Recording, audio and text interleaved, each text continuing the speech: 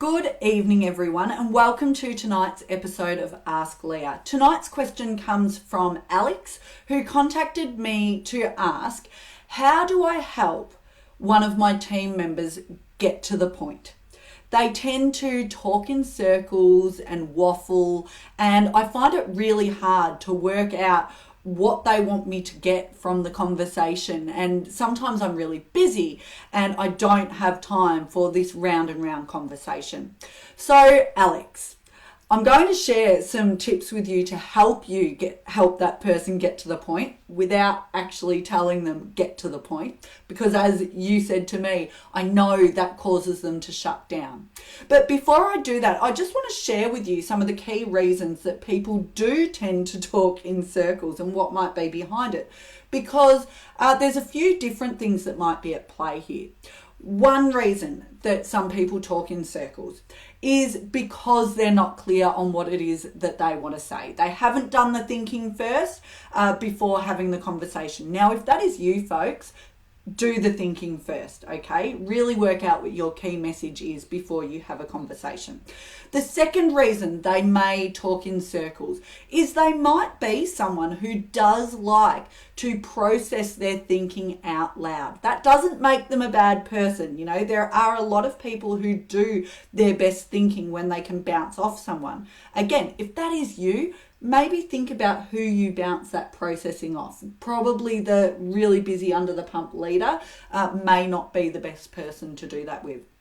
The third reason someone may talk in circles around you, and this is something to be really conscious of as a leader, they may be intimidated by you. They may have a lot of self-doubt, not value their own voice. If you're quite an impatient leader, they may feel like they stumble and they're trying to add weight to what they're saying.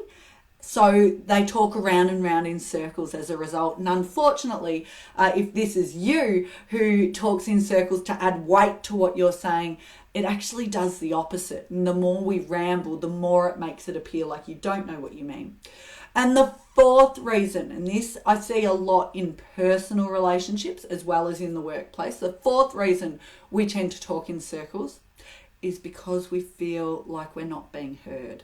And if we feel like the other person isn't hearing us, we will say the same thing again and again in a slightly different way and repeat ourselves because we feel like we're just not getting through.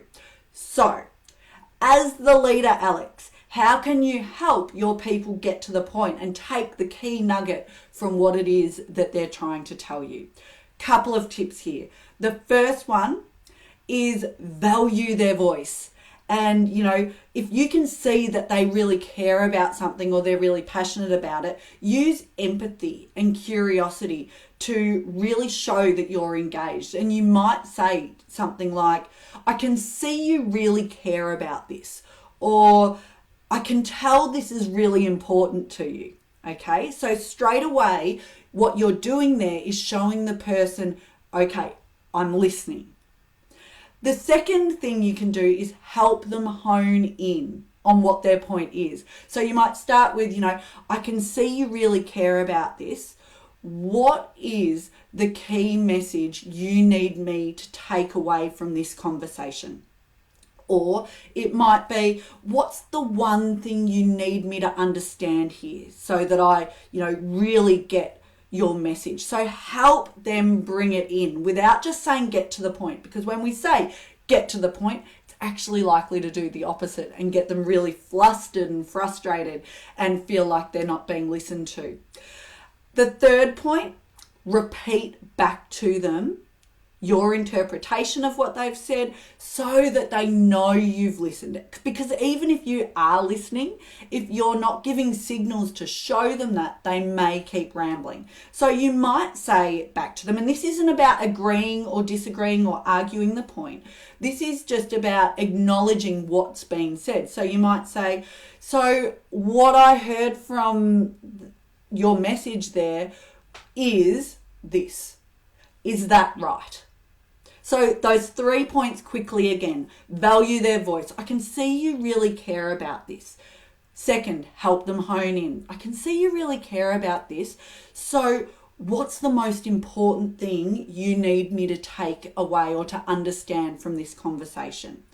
They give you that, and then you repeat it back. Okay, so to be clear that I've understood you, this is what you're telling me. Is that right?